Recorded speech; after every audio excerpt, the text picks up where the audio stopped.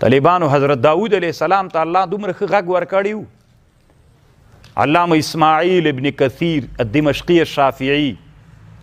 په قصص القرآن کې لیکلی دي وی الله دومره ښه غږ ورکړی و کله به چې د زبور تلاوت کو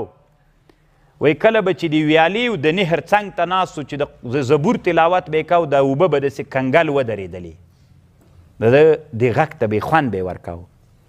مرغان به چې په هوا روان ول پاس نه به ودرېدل زړونه به یې وچودل دومره خوند به یې ورته ورک کته به راوغورځېده مړ به سو. هغه ښځې به چې د ایاس مرتبې ته رسېدلې وې. ایاس طالبانو هغه مرتبه ده چې ښځه نوره شنډه سي حیض مرض یې ختمیږي پنځه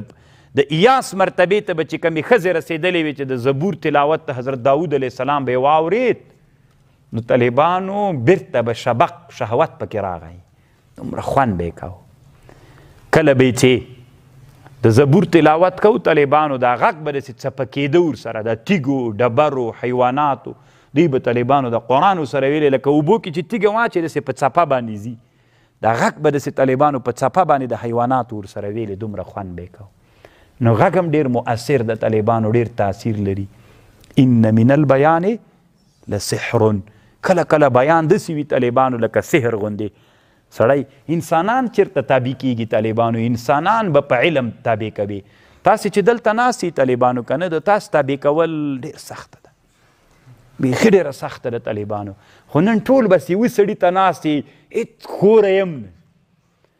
دا دلته لږ لنډ تفصیل کوم طالبانو. ګوره انسان امام هغه لیکلي دي تفسیر مظهري وایي انسان الله داسې یو مخلوق پیدا کړی که د شر طرف ته لاړ سو طالبانو د شر طرف ته انسان لاړ سي په ټولو حیواناتو کې ظالم او بدبخته بیا تر انسانه نسته ده. مار ډېر ظالم د طالبانو که انسان که د طبیعت په مقتضا باندې لاړو طالبانو مار څه شی ده تر ده نه ظالم بیا بل نسته ده. داسې ده که نه مار دی وزني انسان دی وزني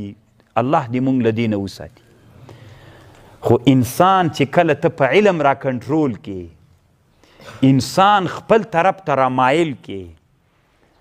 او هغه شوخ انسان چې له زمري له مار له لیوو له سپي له هر څه نه بتر کېدلی سي که د نفس په تقاضا لاړ سي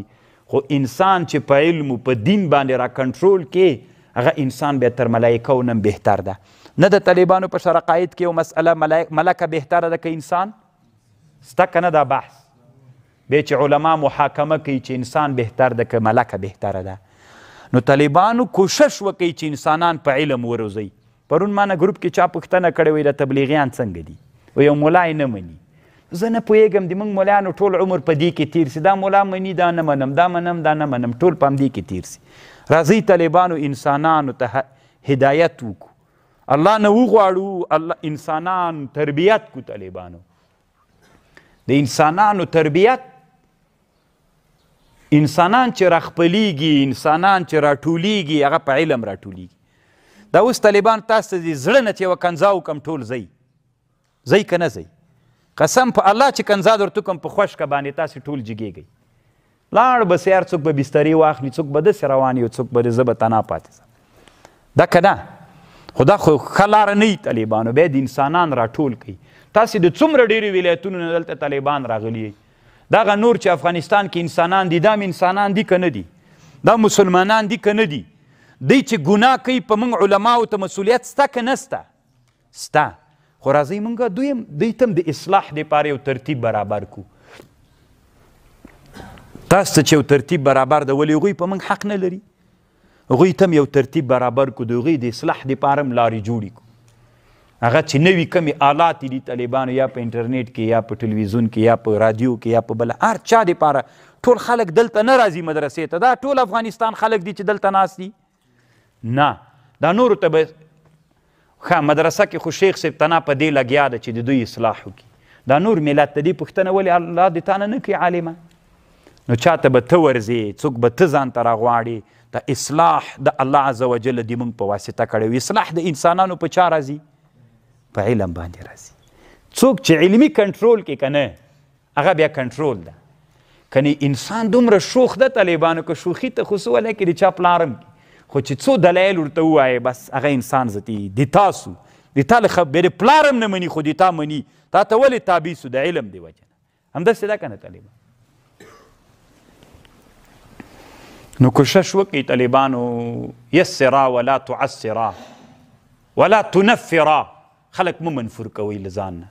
ځکه خلک منفور کول په عذاب ګناه کې اخته کېږي مسؤل عالمه ته دا خو تنا مولایي نه سوله چې ته بړ بړ وغږېږه د خلکو د اصلاح پوښتنه هم الله تا نه کوي